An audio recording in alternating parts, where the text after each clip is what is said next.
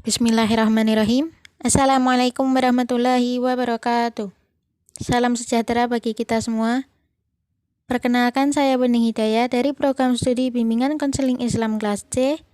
Pada hari ini kami selaku dari kelompok 6 yang beranggotakan 1. Saya sendiri Bening Hidayah dengan NIM 20 122 1082. Kemudian 2. Susilo Sakti dengan NIM 20 122 1088. Ketiga, Inayah Wulandari dengan NIM 20 122 1092. Yang keempat, Intan Nurrahmah dengan NIM 20 122 1102. Yang terakhir, Lufika Rismawati dengan NIM 20 122 1109. Akan menyampaikan hasil diskusi dari kelompok kami mengenai pengelolaan zakat. Materi hasil diskusi akan disampaikan urut sesuai dengan NIM, dimulai dari saya, kemudian Susilo Sakti, Inayah, Intan, dan terakhir Lufika. Sebelum memulai presentasi, saya ingatkan jika ada pertanyaan, harap dicantumkan dalam kolom komentar. Terima kasih. Yang pertama, terminologi amil zakat. Zakat atau zakah secara bahasa berarti bersih atau suci. Dalam segi istilah, zakat adalah harta tertentu yang wajib dikeluarkan oleh seorang muslim dan diberikan kepada yang berhak menerimanya. Hukum di Indonesia yang mengatur tentang zakat, khususnya pengelolaan zakat, yaitu Undang-Undang Nomor 23 Tahun 2011 tentang pengelolaan zakat. Terminologi amil zakat. Amil dalam zakat adalah semua pihak yang bertindak mengerjakan semua hal yang berkaitan dengan pengumpulan, penyimpanan, penjagaan, pencatatan, dan penyaluran atau distribusi harta zakat. Mereka diangkat oleh pemerintah dan memperoleh izin darinya atau dipilih oleh instansi pemerintah yang berwenang atau petugas yang sudah ada untuk mengelola zakat. Secara bahasa, istilah amil berasal dari kata amila. Amila ya'malu, yang bermakna mengerjakan atau melakukan sesuatu. Kata amil adalah isim fa'il yang bermakna pelaku dari suatu pekerjaan. Maka kata amil bermakna orang yang mengerjakan sesuatu. Istilah amil zakat ini mempunyai beberapa istilah lain. A. Su'ad li jiwayi tizakah. Artinya adalah orang yang berkeliling untuk mengumpulkan zakat. B. Ajihaz alidari wal mali li azakah. Artinya perangkat administratif dan finansial atas harta zakat. Tugas-tugas yang dipercayakan kepada amil zakat ada yang bersifat pemberian kuasa atau karena berhubungan dengan tugas pokok dan kepemimpinan yang harus memenuhi syarat-syarat yang ditetapkan oleh para ulama fikih, antara lain muslim, laki-laki, jujur, dan mengetahui hukum zakat. Tugas-tugas sekunder lain yang boleh diserahkan kepada orang yang hanya memenuhi sebagian syarat tersebut, yaitu akuntansi, penyimpanan, dan perawatan aset yang dimiliki oleh lembaga pengelola zakat, pengetahuan tentang ilmu fikih zakat, dan lain-lain. Histori pengelolaan zakat. Dalam konteks sejarah sebagai pembelajaran, kita patut menilik perkembangan zakat di Indonesia lebih jauh pada catatan kuno yang ditulis Denis Lombard dalam Silang Budaya mengatakan bahwa zakat menjadi daya tarik dikarenakan kondisi muslim yang minoritas saat masuk Islam di Indonesia, sehingga zakat diberikan kepada kaum tanpa serta orang yang membutuhkan, sehingga banyak yang mulai berpikir bahwa umat Islam tidak mengurusi masalah spiritual tapi juga konteks sosial. Hal ini kemudian diikuti dengan menguatnya perkembangan zakat di Indonesia abad ke-13.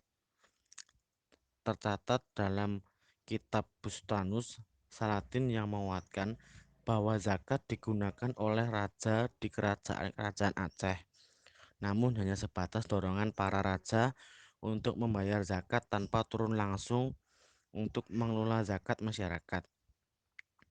Perkembangan pengelolaan zakat di Indonesia sangat dipengaruhi oleh pemerintah pada masing-masing periode sebagaimana dapat dijelaskan sebagai berikut. Pengelolaan zakat masa kolonial Belanda. Pada periode ini, pengelolaan zakat cenderung dihalangi oleh pemerintah kolonial karena diduga untuk dana perjuangan melawan pemerintah Belanda. Pemerintah Belanda mengeluarkan kebijakan Jeplat nomor 1892 tanggal 4 Agustus 1893 untuk mengawasi perkembangan zakat dan fitrah yang dilakukan oleh penghulu atau naib sepanjang tidak penyelewengan keuangan. Pengelolaan zakat masa Orde Lama.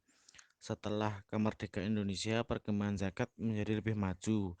Menurut Faisal, dapat dilihat dari setelah Indonesia memperoleh kemerdekaannya, zakat menjadi perhatian para ekonomi dan fikih bersama pemerintah dan penyusun ekonomi Indonesia.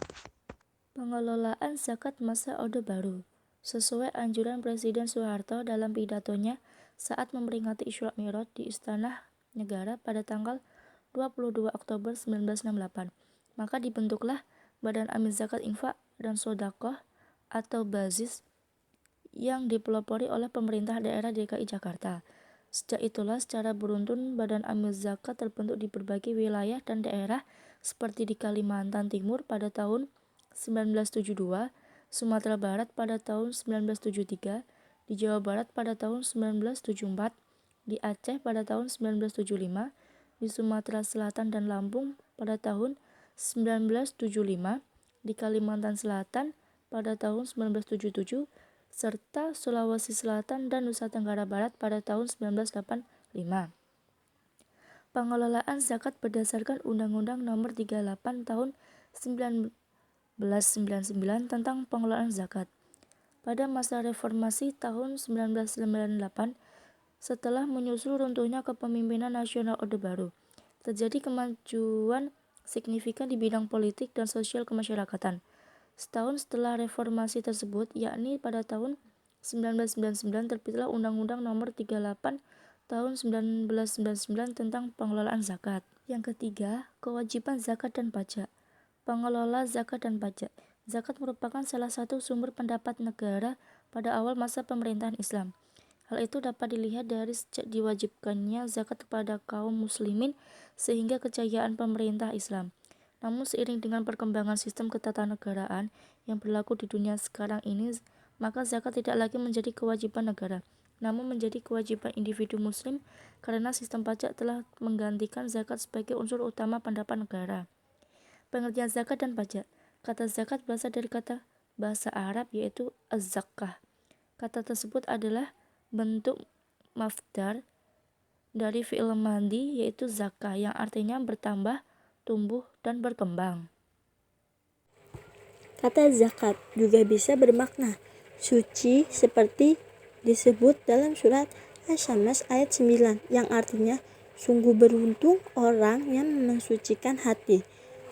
Asy-Syams ayat 9 dalam istilah fikih, zakat adalah sebuah ungkapan untuk seukuran yang telah ditentukan dari sebagian harta yang wajib dikeluarkan dan diberikan kepada golongan-golongan tertentu ketika telah memenuhi syarat-syarat yang telah ditentukan. Jadi zakat adalah kewajiban atas harta yang bersifat mengikat dan bukan anjuran. Kewajiban membayar zakat dan pajak. Zakat merupakan rukun Islam ketiga yang diwajibkan pada tahun kedua Hijriah menurut pendapat mayoritas ulama. Ayat-ayat zakat, sedekah, dan infak yang diturunkan di Makkah baru berupa anjuran dan penyampaian pengunjungan metodologi pujian bagi yang melaksanakan serta cacian atau teguran bagi yang meninggalkan. pajak yang diakui dalam sejarah fikih Islam dan sistem yang dibenarkan harus memenuhi beberapa syarat Qardawi 1999 atau 56. Di antaranya adalah 1. Harta itu benar-benar dibutuhkan dan tidak ada sumber lain. 2. Pajak dipungut secara adil. Maksudnya, jika pajak itu benar-benar dibutuhkan dan tidak ada sumber lain, maka pengutipan harus adil dan tidak memberatkan. Jangan sampai menimbulkan keluhan masyarakat. 3. Pajak hendaknya diperguna untuk membiayai kepentingan umat, bukan untuk maksiat dan hawa nafsu. 4. Persetujuan para ulama yang berakhlak. Maksudnya, pemerintah tidak boleh bertindak sendiri untuk mewajibkan dan menentukan besarnya pajak, kecuali setelah bermusyawarah dan mendapat persetujuan dari para ahli. Lembaga Pengolahan Zakat. Pengolahan zakat secara nasional lembaga pemerintahan non-struktur yang bersifat mandiri dan bertanggung jawab kepada Presiden melalui Menteri Agama. Yang pertama, Dompet Dufan Republik. Kedua, Barnas Badan Amil Zakat Nasional. Ketiga, Inisiatif Zakat Indonesia. Yang keempat, Yatim Mandiri Surabaya.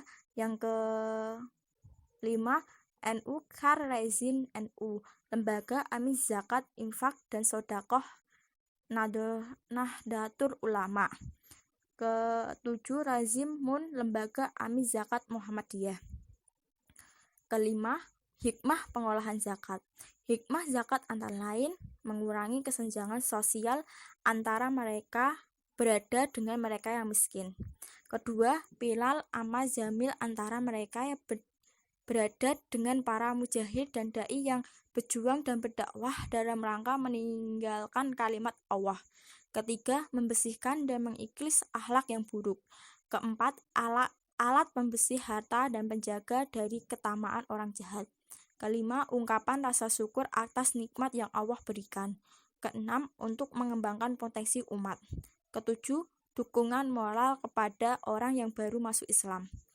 Kedelapan, menambah pendapat negara untuk proyek-proyek yang berguna bagi umat. Baik, sekian presentasi dari kelompok kami. Apabila ada tutur kata yang kurang berkenan dari kami, mohon untuk dimaafkan. Terima kasih dan sampai jumpa. Wassalamualaikum warahmatullahi wabarakatuh.